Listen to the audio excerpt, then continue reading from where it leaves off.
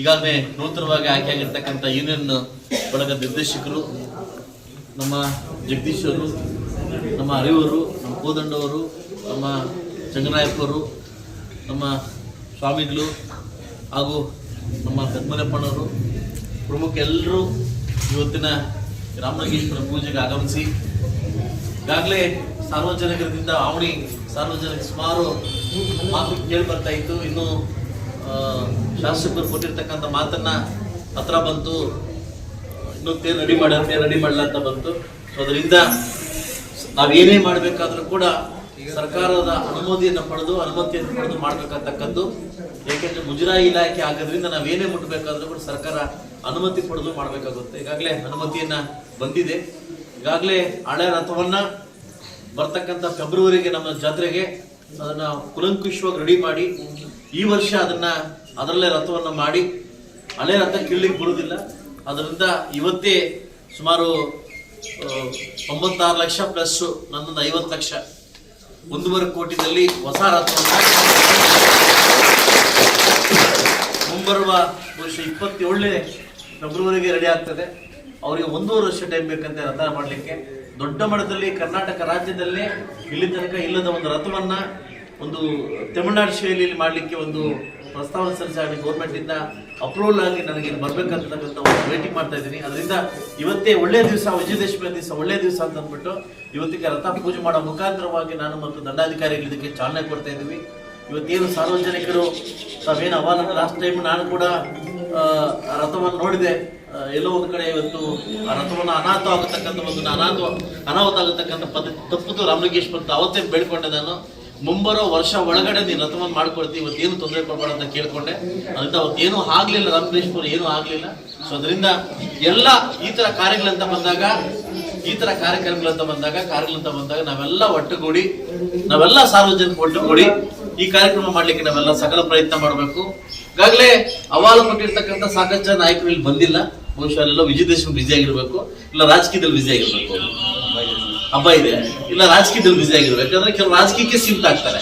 So ಅಂದ್ರೆ ಇಂಥ ಕಾರ್ಯಕ್ರಮ ಬಂದಾಗ ನಾವು ಸರ್ವ ಪಕ್ಷವನ್ನು ಬಿಟ್ಟು, ಸರ್ವ ಜಾತಿಯನ್ನು ಬಿಟ್ಟು ರಾಮಲಿಂಗೇಶ್ವರ ಕೃಪೆಗೆ ನಾವೆಲ್ಲ ಪಾತ್ರರಾಗಬೇಕಾಗುತ್ತೆ.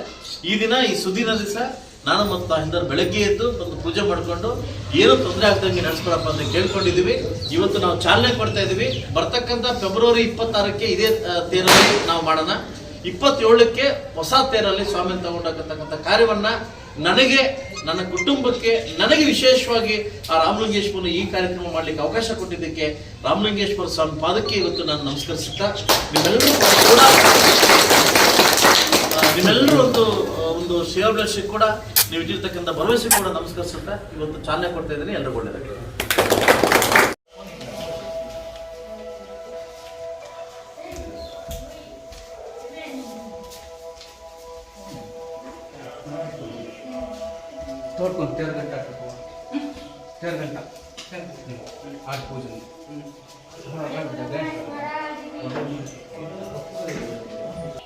ಆಶೀರ್ವಾದ ಮಾಡಿದ್ರೆ ಹೋಗಿ ಬಂದು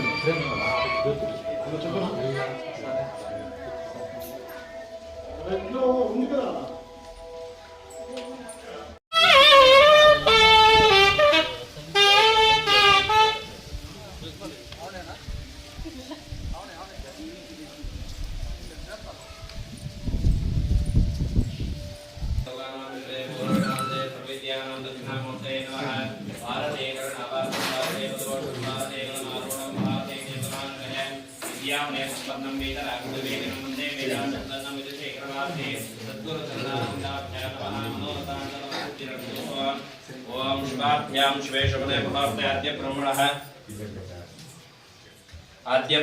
द्वितीय प्राणदेशे द्वरः कल्पे वैवस्वदा मन्मन्त्रे कृविके प्रथमोदीपे प्रथमश्चे प्रथमखण्डे दण्डकारण्याः स्किन्नगोदावरीः दक्षिणे धीरेशादिवनाशिके बौद्धावतारे रामक्षेत्रे अस्मिन्नवर्ताने व्यवहारिकसन्दर्भानेन अस्य प्रणववादी शक्तिसंवत्सराणां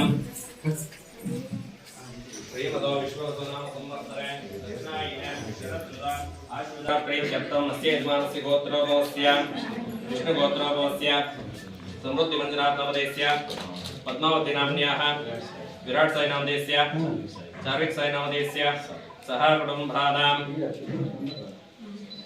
अस्य सह कुटुम्बानां गोत्रवस्य सुरेश कुमार नवोदयस्य गीता नाम्न्याः हेमेश कुमार नवोदयस्य कृतन कुमार नवोदयस्य सह कुटुम्बानां